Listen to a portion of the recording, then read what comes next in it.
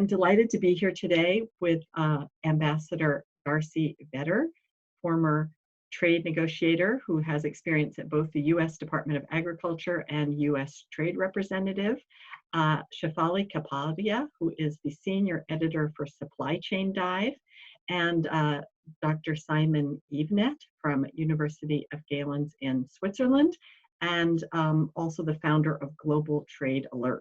It's a pretty big news day for us to be discussing food security. I think most of you have seen that there's, in the US markets today, there's both a report out from the Labor Department saying that consumer food prices jumped 2.6% last month. And there's also, for those of you who've been on Twitter this morning, quite a Twitter storm brewing about meat, and in particular about people objecting to export support to China while there's shortages in US markets, particularly bacon shortages, which I think we can all agree is a pretty hot button issue for most Americans.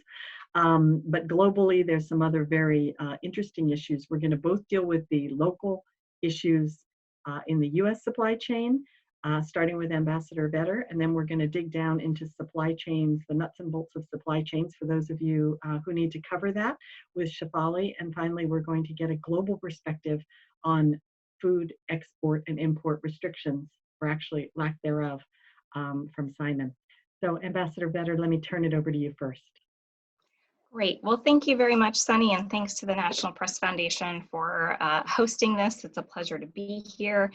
I'm really going to start with that 30,000-foot version to talk a little bit about some of the categories of systemic challenges that we're seeing in food supply chains, both in the US and globally, probably from a bit more of a US perspective.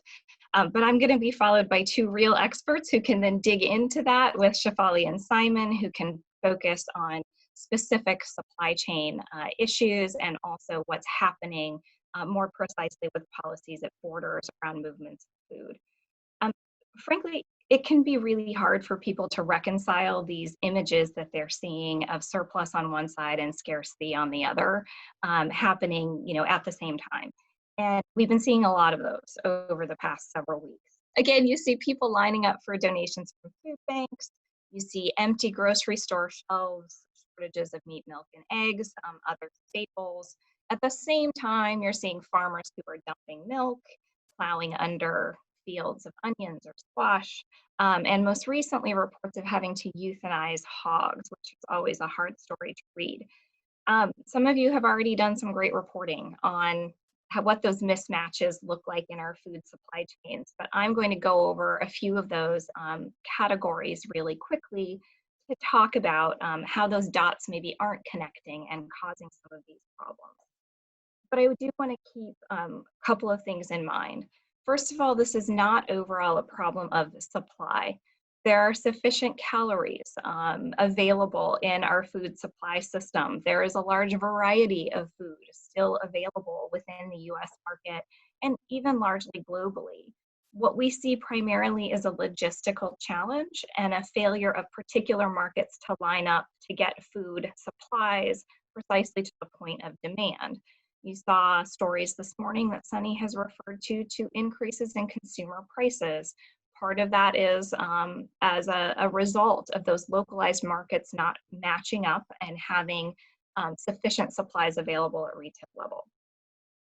The second is that any one of the four areas of shock that I'm going to talk about would cause significant financial disruption for participants in this supply chain. The fact that they are happening all at once is really, I think, a critical part of this story, in that our policies and our coping mechanisms to react and adjust to so many things at once makes this really difficult. We often see oversupply of a particular commodity in a particular part of the country at a point in time, but for every product across the country to be affected at once, it really does make responding to that all that much more challenging. So the four areas of sort of those mismatches or broken links in the supply chain that I wanted to discuss.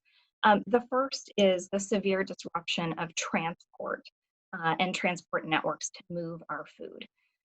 As economies began to lock down or to put restrictions on the movement of people, so too did that restrict movements of food.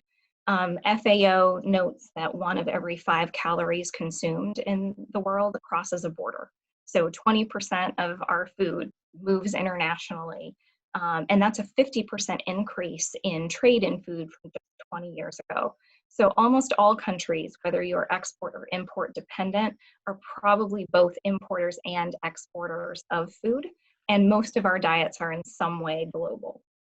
So if you just look at what's happened to transportation, 80% of airline traffic, or there's been an 80% decline in airline traffic globally during this crisis. And for every time people aren't moving, goods aren't moving either, because the cargo holds in all of those passenger planes are usually full of things like strawberries or vegetables or seafood, perishable items that need to move quickly. And so the lack of access to key markets because of that reduction in flights, or very expensive freight and shipping services to try to be able to ship those products by air is what has taken their place. And in agriculture, the margins that producers often get on their products are relatively small. So lack of access and increase in those shipping costs have real ramifications for the agricultural economies. Similarly to air traffic, you see disruptions in the frequency of container shipping traffic, restrictions on truck traffic, no place for truckers to stop for the night or to have a meal as restaurants and hotels shut down. So you're seeing it by air, by land, and by sea. You've also seen an instant evaporation of food service markets. So that's simultaneous shutting down of restaurants, universities, hotels, other institutional settings. So we went overnight to a country where people ate more than 50% of their calories away from home to being at home all the time. And our shift in supply chain simply could not keep up. And I think it's important to remember that the foods that we eat when we dine out versus cook at home are different. So we want different products in different quantities, different types of packaging, different frequency. When we go out for a meal, we eat a meal. When we shop, go grocery shopping, we're buying provisions for a week or two. So a lot of the things about our food supply chain, and Shefali can elaborate, need to change to move more of our food into that retail setting. And that takes investment in labor and equipment, and it takes time to reconfigure those things. And this is all happening in a relatively short period of time. And we don't know for how long a period of time these changes will occur, which increases uncertainty and really makes suppliers question, is it worth the investment to shift my supply chain to just ship it back? We also have a real crisis of labor, and that labor crisis is on 2 different fronts. One is on the production side, so the actual many times migrant laborers who are working our fields, tending to crops and harvesting them for entry into supply chains. Many times those laborers cross borders. Our consulates and embassies were closed in many countries because of COVID, so processing H-2A visas for migrant workers came to a halt. Many of those workers are aware that were they to take advantage of such a visa, they would come into working conditions where they had to be in close proximity in fields, or often sleep in a dormitory type setting during the season that does not allow for proper social distancing. So concerns about health have also reduced that supply. Some of you may have read the reports out of Britain that they were actually chartering private jets to fly in workers from Eastern Europe to be able to pick their crops. I think one thing we've learned, one, is that the labor is very hard. So it is hard to replace that labor supply. Not all people want to do that type of work. But although we refer to it as unskilled, it is also quite skilled labor. Not one of my favorite headlines was about how lousy the French are at picking asparagus. There's actually some skill involved in being able to treat these products with real care and to move quickly through the fields for those perishable products. But the other bottleneck in terms of, or concerns about the supply of labor, of course, is the health of labor in places like our meatpacking plants, the primary example that we have seen. And that's at the processing part of the supply chain. So you have farmers who need to have their products processed before consumers use them.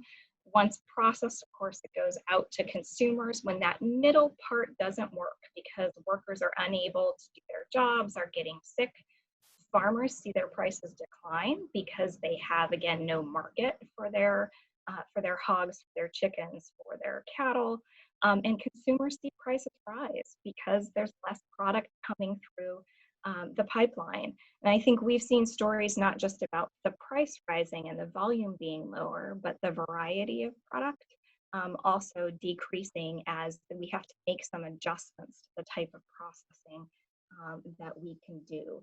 And until workers have proper protection, until we are able to think about what line speed will allow continuous operation while we have good worker protection, and frankly, until the workers themselves feel confident that fully participating in the labor market is something that they can and want to do, we won't be able to iron out some of those, that consistency of supply and return to normal.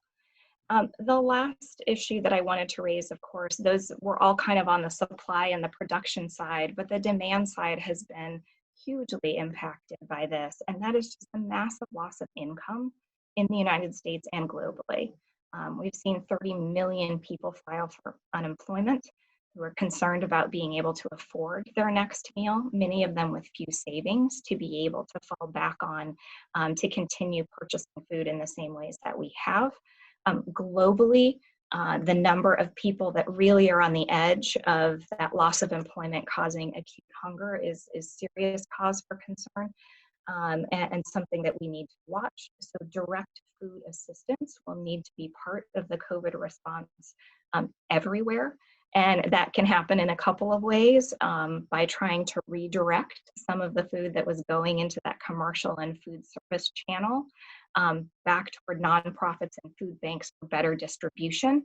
Again, that requires some repackaging, some new transportation routes, et cetera, to make that happen.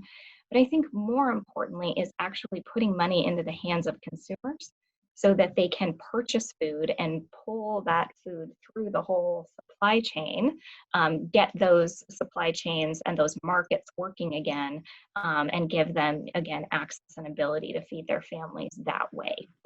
So with those sort of four overall areas in mind, I will turn it to my colleague.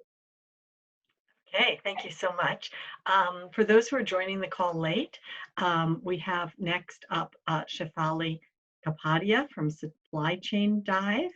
And after that, we'll have Dr. Simon Evenett, founder of GlobalTradeAlert, who will give us the global picture and also talk about global food restrictions or lack thereof.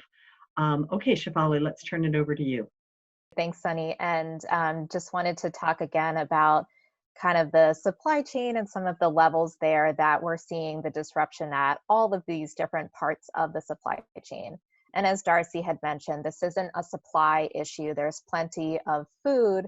There's just this idea of a disconnect between what's happening, what's referred to as upstream in the supply chain, so that's on the farms, versus what you're seeing at the grocery store, which often is empty shelves or no meat of a certain type, or any sort of thing that might assume that there's a shortage.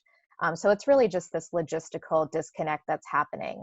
And the biggest thing really that happened there was this complete shift in the type of demand. So the school systems are one of the largest buyers of dairy in the country. And when those closed down, there was just this issue of what do we do with the current dairy supply? And it's just not as simple as simply saying, okay, we'll take the milk and the cheese and we'll send it to the grocery store, because that requires just an enormous amount of retooling the supply chain, everything from the packaging to the size of the package to the labeling on it to the transportation to get it there. It really can't even overemphasize how difficult it is, especially with the short notice and the sudden influx of disruption that the pandemic has caused to go through and change all of those kind of channels. So if a farm perhaps is used to having, 50-pound bags of potatoes that they give to distributors, and then that distributor gives it to a restaurant, well, now the restaurant isn't necessarily buying as much. So can the farm shift and instead make a 5-pound bag of potatoes that you would see at the grocery store? Maybe long term, but certainly in the 2 to 3 months that we've been dealing with this, it's incredibly difficult to do that because it requires a different type of bag. It requires different type of labeling. And then even the transportation to get it to places is totally different. And the customer base is different. You're essentially having to build up new customers, and there isn't kind of a line of, just get in line and sell to the grocery store. It requires an entire retooling and changing of the network. And similarly with things like automation. So there may be plants that are set up to put a certain product into trays or pallets or large scale types of packaging. And now that there needs to be a shift to a smaller set of packaging, that same automation won't work. And Darci also alluded to this, but to change something like that is millions potentially of dollars in investment. And is it worth it for what is hopefully a short-term change in the supply chain where, eventually in a couple of months, restaurants and catering businesses and hotels and school systems and all of those factors will start to come back, and that part of the demand equation will come back. So it's really a choice of what the farms and the processors have to make in terms of how are they going to change the supply chain, if they change it at all, and always balancing the question of cost versus how much investment and how much is needed to really get things down to the grocery store and eventually the consumer level.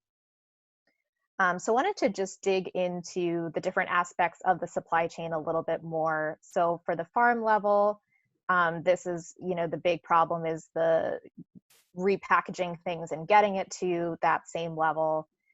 There's been a little bit of innovation in terms of things like community supported agriculture or consumers going directly to farmers and trying to get more of a, direct to farm or going directly to the source of the food. And I think that's been a consumer movement for some time now, just becoming more interested in things like local and supporting local businesses and local agriculture.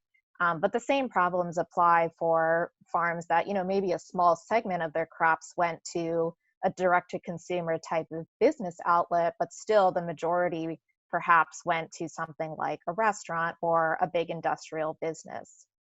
The USDA announced about a week ago that they were going to buy about $500 million worth of food, and specifically meat and dairy and produce from the farms, and kind of work on that process of this logistical issue that we've been discussing, which is repackaging it, transporting it to some of the food banks.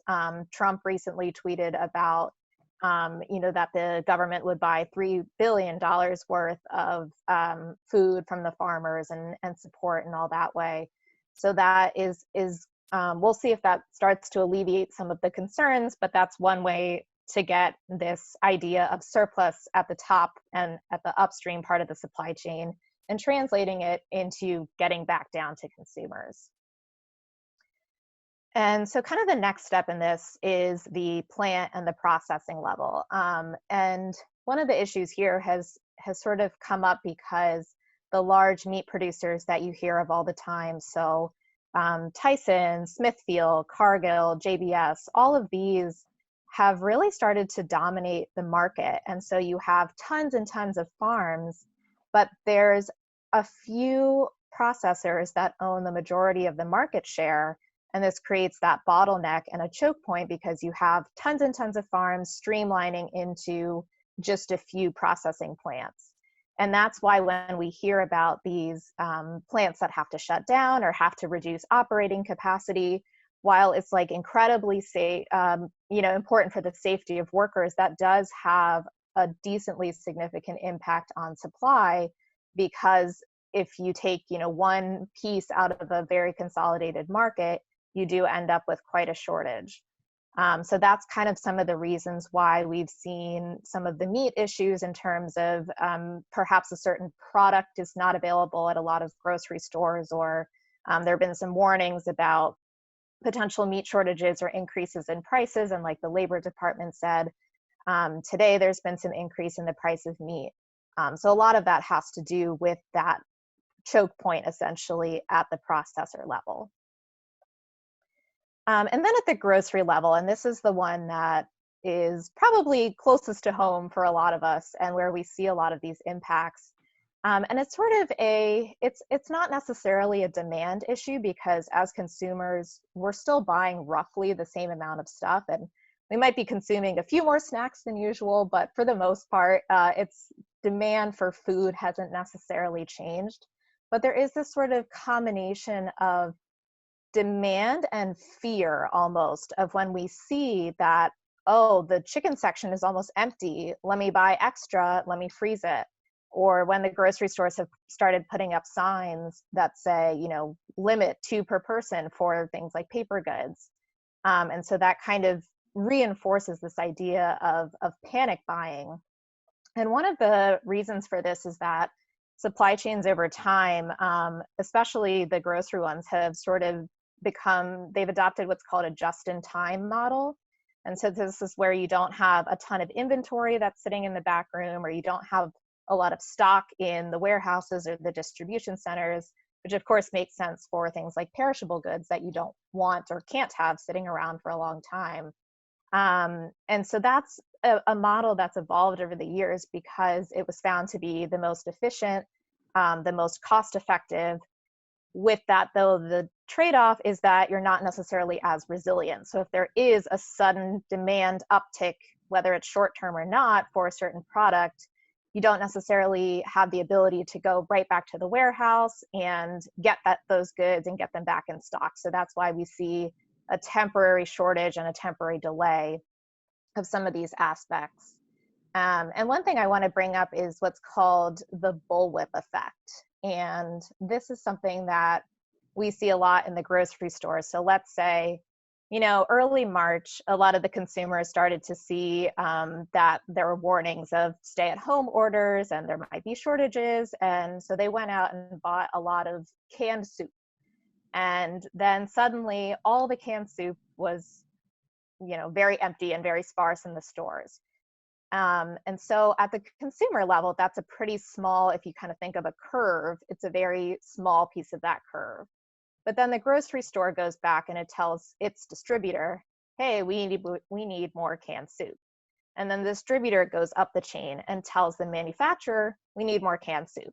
And that goes back to the supplier. And as you go through each part of this chain, that curve gets larger and larger and larger. And that's why it's called the bullwhip effect, because at the consumer level, just what seems like a pretty small change in demand just completely escalates as you get closer up the supply chain. In the case of a food supply chain, would be the farm or the supplier level.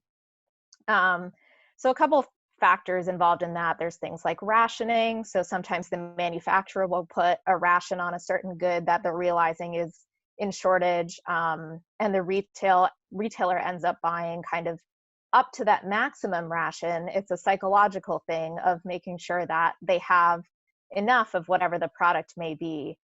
And same with things like order batching. So if there are more, you know, perhaps one grocery store typically orders on Tuesday and Thursday, and the other one orders Monday and Wednesday. Well, now with more consumers buying things, they decide, okay, I think we should all order stuff on Friday as well, even though it's not necessarily a demand uptick for either of those grocery stores. It reflects as a demand uptick for the manufacturer because now they're seeing double the number of orders on Friday. So that's what creates this bullwhip effect that you may have heard of, and that's what creates even something that's a seemingly small impact on the consumer level ends up being a quite large impact as you go up and up the supply chain. But just, yep, go ahead, Sunny. Okay, I just want to stop you for 1 minute. We've got a lot of questions in the chat, and we also have some Zoom hands raised. For those who are joining late, we will have, we're going to shift shortly to the international part of the program. I see we've got chats, questions in the chat from Indonesia, and we've got journalists from covering everything from South Korea to I think some from Europe as well, and the UK. We will try to get to all of your questions. Before we go to the international, let me just take one domestic question from Todd Price of USA Today. And Todd, I believe you're based in New Orleans. Can we unmute you? Yes, hi. Okay, Todd, go ahead, and then we'll shift over to the international side. Great. You know, I had a question sort of looking out at a longer term. You talked about how there's no issue on the supply side right now. And I'm curious, though, about whether the current situation and decisions being made now might lead to supply issues down the line. For example, I was just recently reporting on the shrimping industry in the Gulf Coast. You know, there's a glut of inventory currently, primarily because sales didn't happen during Lent, which is a high season, and they're just about to start the main shrimping season down here across the Gulf Coast. And it's a question of where the shrimpers will go out because prices will be so low. So, you know, there's a possibility we'll have a supply side issue down the line. Are we seeing other things like that, you know, decisions being made about what to plant or other things that might lead to supply side issues further out? Sunny, do you want me to? Yeah. Go ahead, Darci. So from from more of like an agricultural perspective, I guess, I'm not seeing yet the signals being sent from these temporary mismatches suggesting that there might be long-term supply mismatches. I think what I'm more concerned about in a global context is these transportation bottlenecks and the lack of income from being able to sell current crops, preventing the ability to access inputs, fertilizer, seed, other chemistry, and supplies to be able to successfully plant and then harvest and market a subsequent crop. So a little bit worried about agricultural market supply chains if bottlenecks in transportation persist. In the US too, financing and helping farmers be able to bridge and get some compensation for crops that they may need to plow under, et cetera, to allow them to have resources or extend financing. As you know, crop prices have been very low for a number of years. You have farmers who are highly leveraged or very extended and will need to know and show that they have a market for this next crop to get financing to plant it. And that uncertainty about the length of time it will take for markets to return to normal or about the opening up of economies, I think creates some uncertainty around that financing. So that's the thing I'm watching in terms of what may impact future supplies. Okay, thank you so much. So thanks to everybody who's raised their hand. Also, I want to let you know that in the chat questions, you can upvote the questions you most want answered, and we'll try to get to those first, but we will try to get to all the US and international questions here. But first, let's turn it over to Dr. Simon Evenett, who's going to brief on the global picture. And can everyone see the slides? Looks good to me. So we'll turn it over, and then please feel free to keep putting questions in the chat and raising your hand, and we'll get to as many as possible. Thanks so much. Thanks, Sonny. And I'm here to discuss the international dimension and to bring out, I think, a number of key messages from findings that we're seeing across the world. And these, of course, the issue of food security is one which is very current in the United States. I live in a country, Switzerland, which has worried about food security for 75 years. And so the issue is live in many parts of the world. But how is it translating into public policy towards food? Well, I'm going to make several points. So the first is looking at the data that we have on what governments have been doing in terms of curbing exports in food. If you compare the situation in the food sector with the last big commodity price spike in 2008 to 2011, then what we're seeing now is essentially a sideshow. There's not much action. And secondly, if you compare the food restrictions that we have seen on food export restrictions with the export restrictions we've seen in medical equipment in the earlier part of this year, then what we're seeing in food is very small as well. So the first point I want to make is that the rest of the world isn't sort of cutting off food in a big way. There's one case I will talk about in a little bit more detail, which is a bigger case. But beyond that, the idea that the food supply in the United States or indeed anywhere else is being dramatically affected by export curbs is not really a worry at the moment. That may change, but it is not a worry at the moment.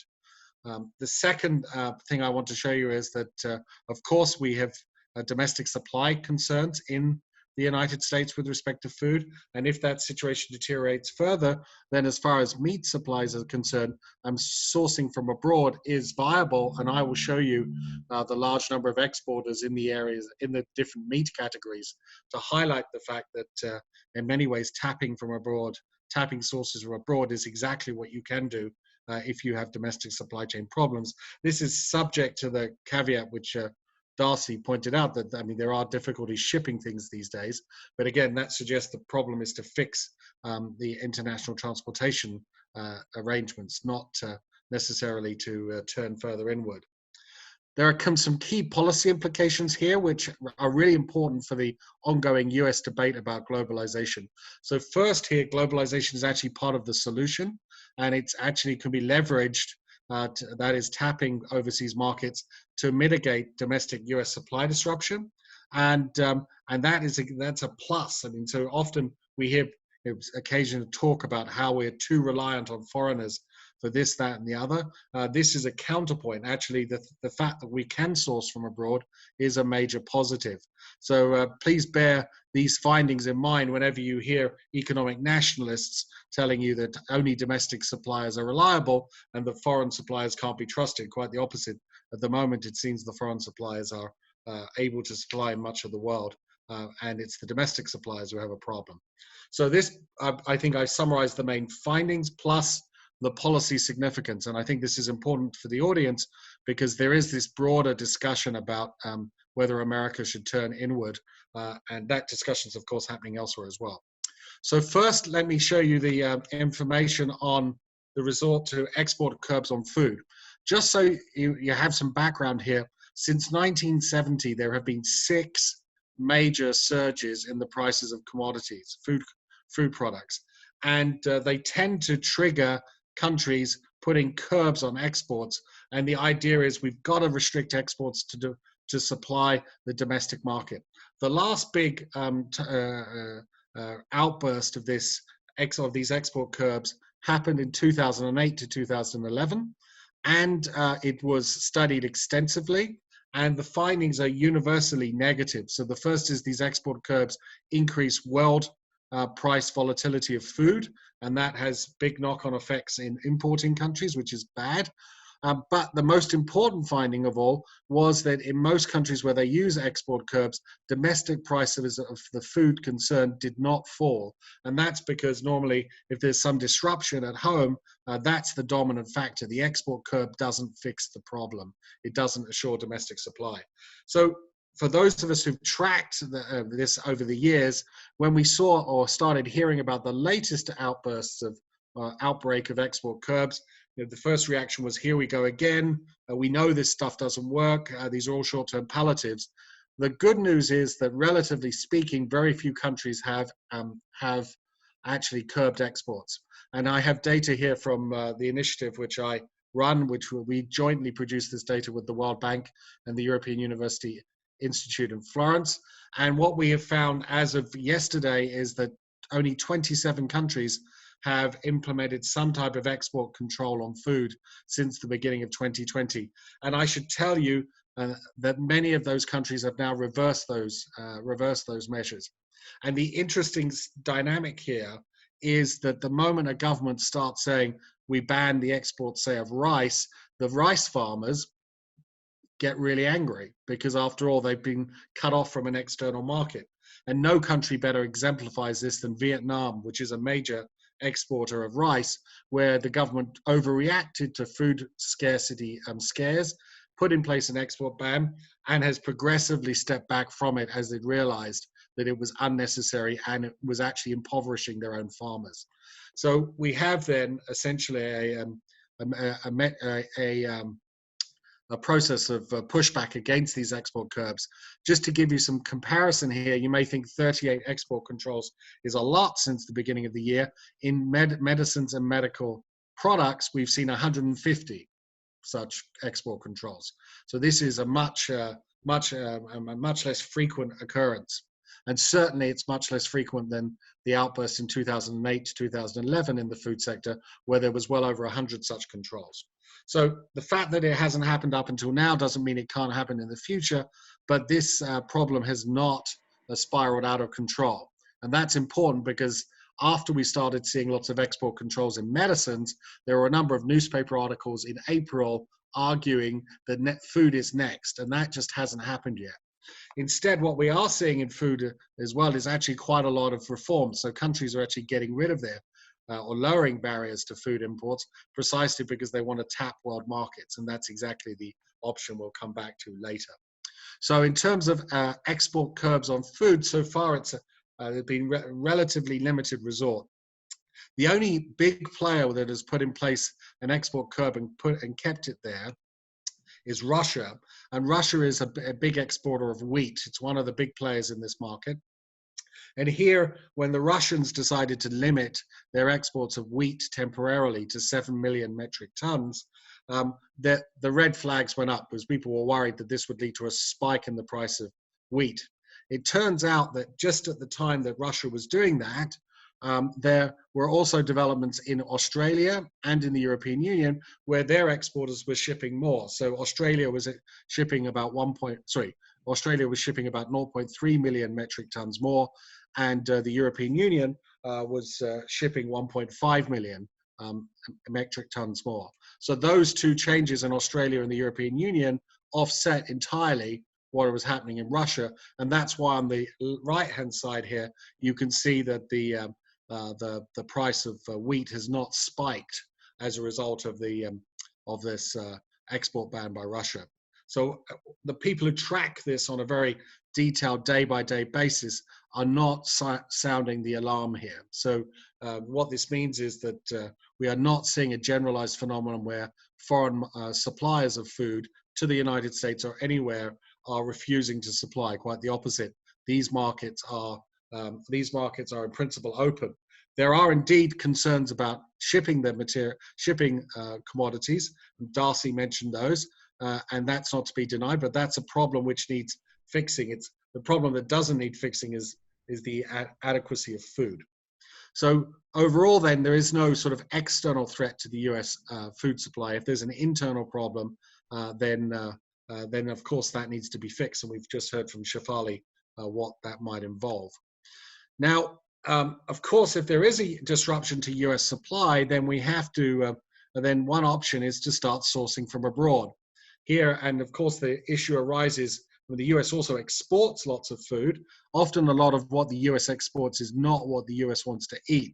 And this is where, I mean, there's the stories about exports of food to, pig meat to, or pork to China. I mean, the types of pork which are being exported are very different from the types which are eaten in the United States. So it's not exactly a one-for-one, but to the extent that the US, what the US exports is what people want to eat in the US, then of course exports can be reduced.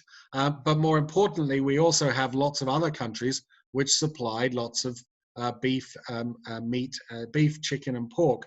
And I have here three slides which highlight this. And so we have on the right-hand side here, this is using the latest United Nations trade data on beef. And you can see in dark blue the number of countries which consistently export more than $1 billion worth of beef. And there's quite a number of those countries. And two of them, of course, border the United States in a well-established trading patterns there.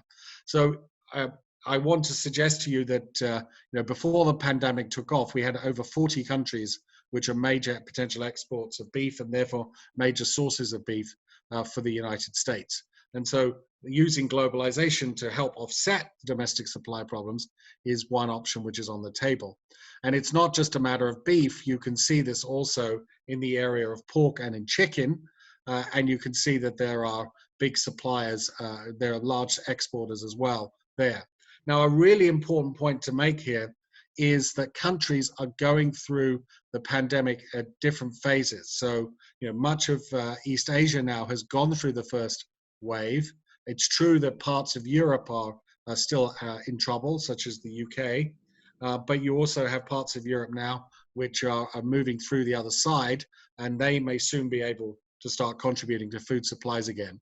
And of course, we have different developments in the Americas. And that's important to know, because it's not the case that everyone gets hit by this pandemic at the same time. So it's not the case that every country is going to suddenly stop exporting food. They can export food and indeed take advantage of the opportunity to export food and to supply markets where there are supply disruptions.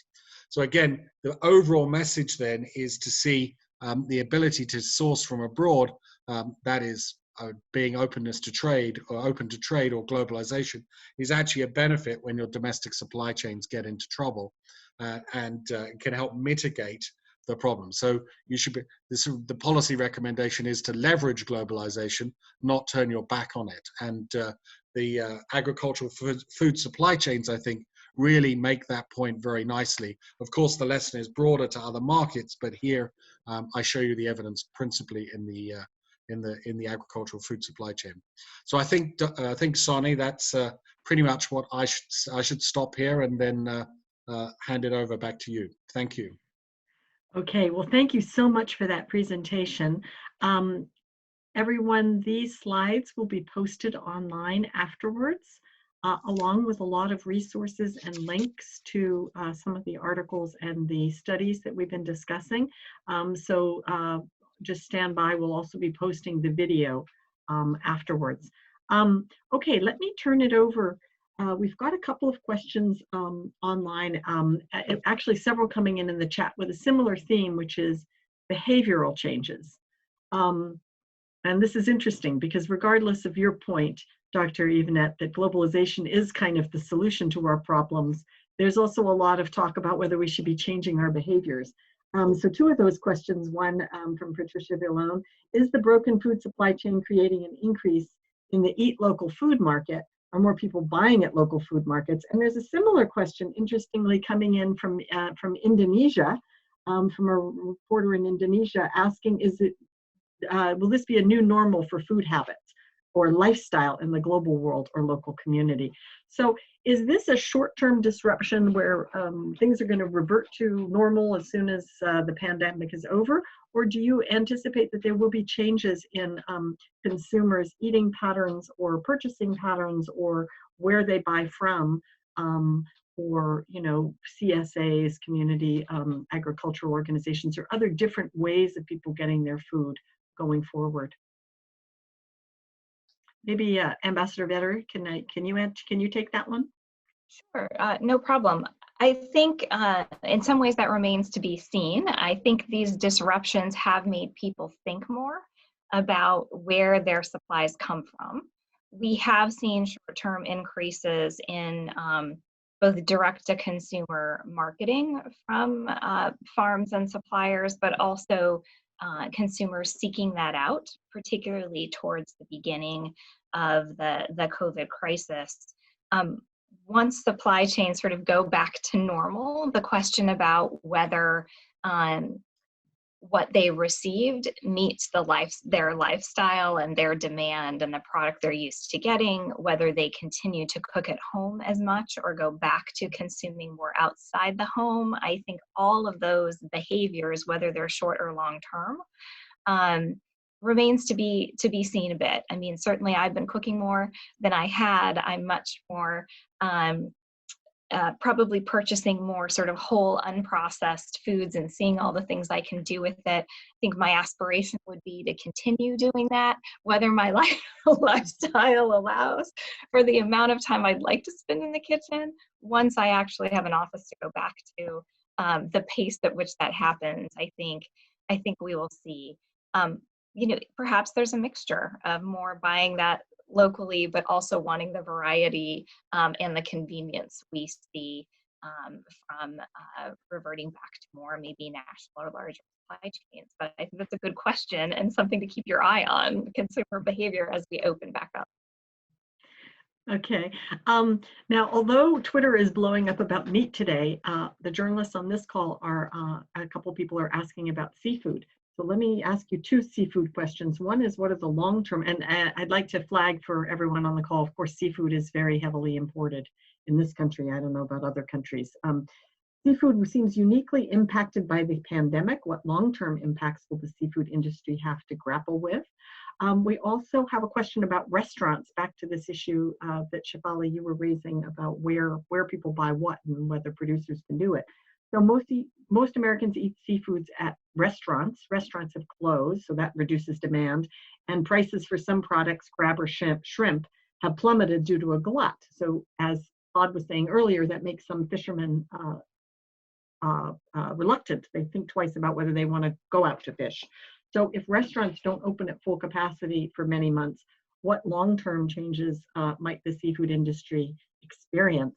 And can I just ask that question also globally? What happens to the global seafood markets? Because frankly, a lot of US seafood now is coming in from overseas, and particularly from Asia. I would love to hear what the other panelists have to say too. I mean, I do think that there are fewer cooks maybe who feel confident with seafood, or we tend to dine out for seafood rather than preparing it at home. You know, here in the United States, although I was on the phone with a colleague of mine from Brussels saying that that situation is not quite the same in many markets in Europe, where seafood is more a part of their staple diet and more sort of locally available. So, you know, the long-term trend, to what extent those sales are down everywhere and what that means for global access to markets, particularly for large seafood providers. I have not seen that data, but I think that's an interesting question, but have certainly seen that, you know, reopening restaurants here is really key to boosting sales of seafood in the United States.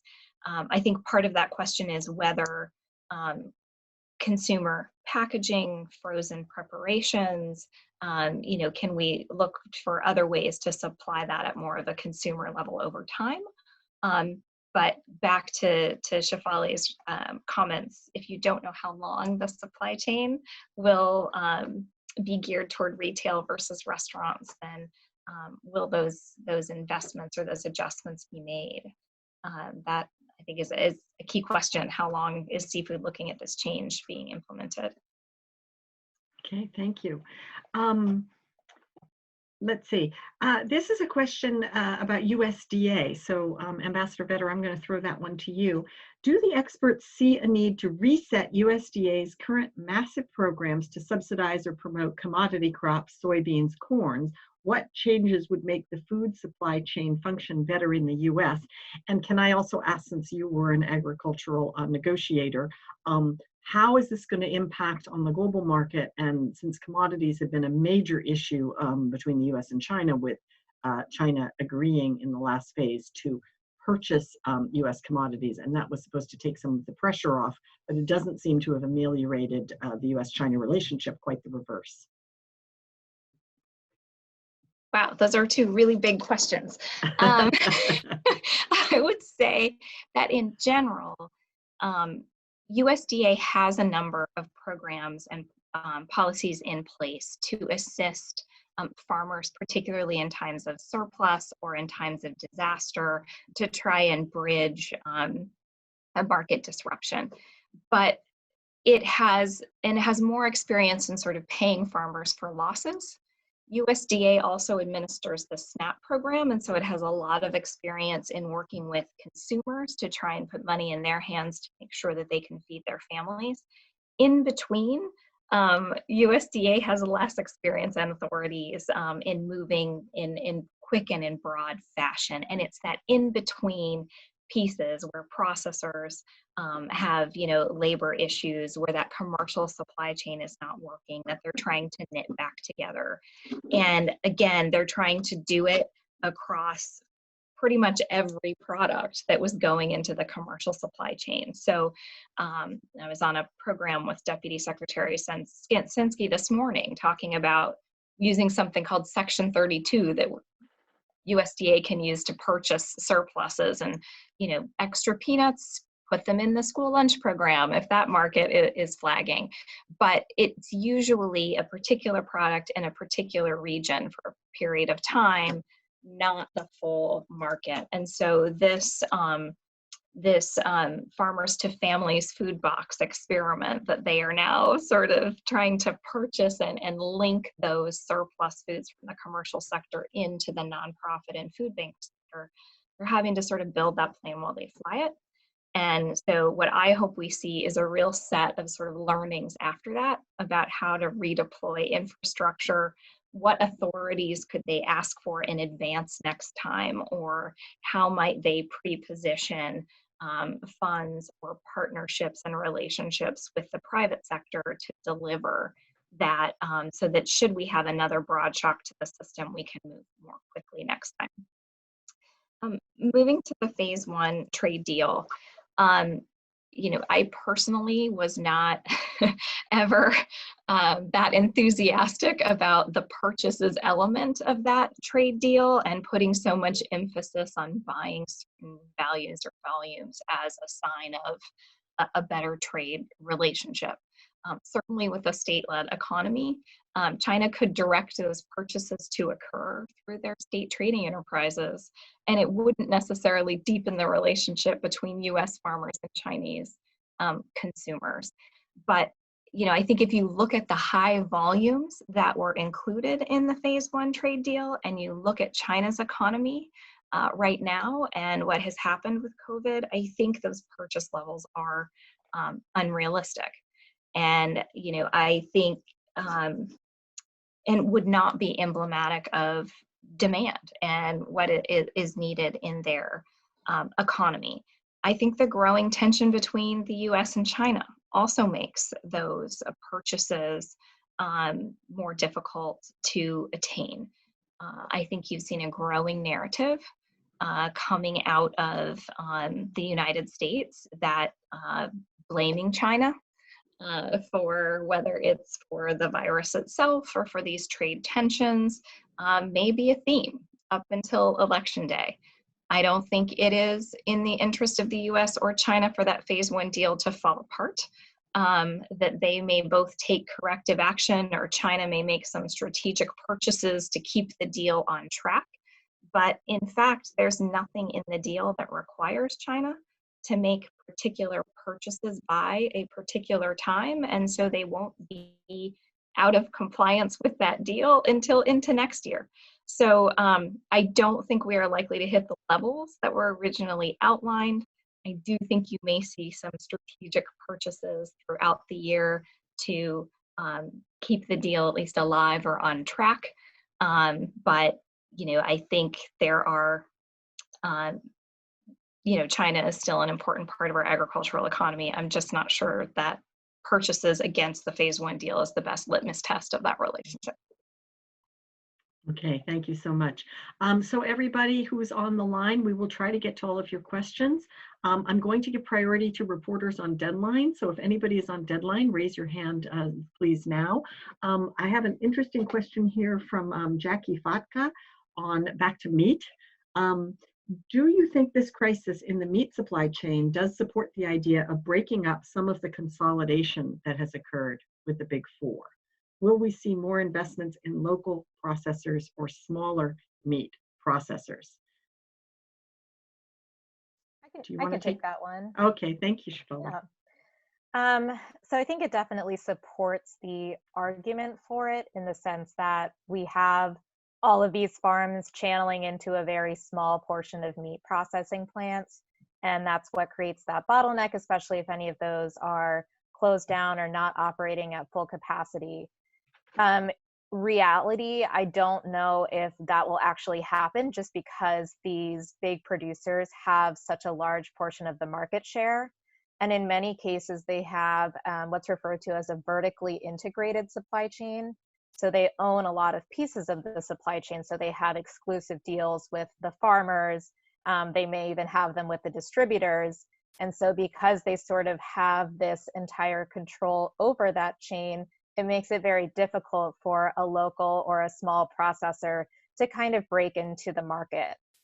So is there an argument for more of them? Certainly, and I think it would make the supply chain more agile and resilient to these kind of disruptions should they happen again. In reality, I don't know if we're really going to see that, just because of how dominated it is by the big four, and how much control they have over a lot of aspects of the supply chain. Okay, thank you.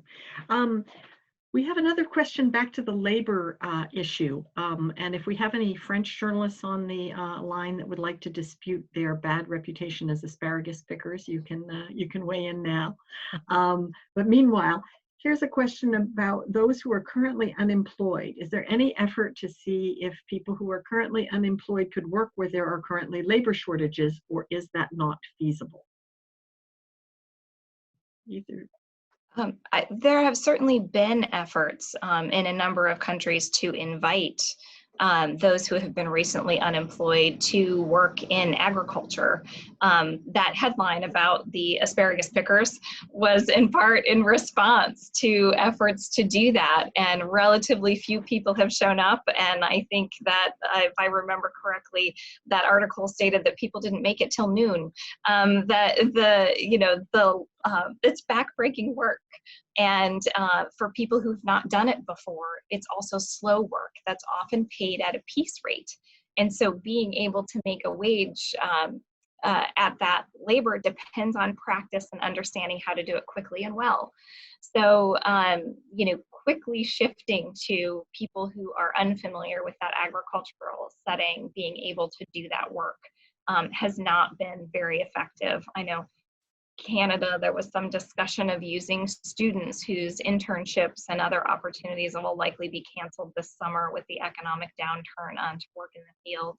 Whether that really gets the number of workers and the quality that they need to pick, I think is doubtful. But there have been, I've seen several efforts reported upon, none of them touted as being particularly successful. Okay, one more I'd like to ask, here's from the California Governor's Office actually. Does the increasing prevalence of retail purchasing of food cause issues in terms of transportation and logistics? Does it result in higher anticipated price levels for food given smaller batch amounts and reduced economies of scale? And I think, Shefali, you covered this a bit before, but do you want to, either of you want to circle back on that question? Yeah, I mean, I think, so from the aspect of getting it from the processing level to whether it's a restaurant customer or a grocery customer, that piece of it is fairly similar. It's more so the packaging inside there. So whether you have a, massive 50-pound bag of shredded cheese that's going to a restaurant versus a whatever, the one that you would see on a grocery shelf would be different. But the e-commerce piece of it is certainly something that is known to be quite low margin in supply chain. It's very resource intensive, but costs a lot of money because you're not making a big truck delivery. So that aspect of it is certainly a higher cost for a supply chain. Okay, thank you. Okay, we have another question now from Arkansas. Based on news headlines, it seems that beef and pork processing plants are being affected the most by the pandemic, and less so chicken. Why do you think that is?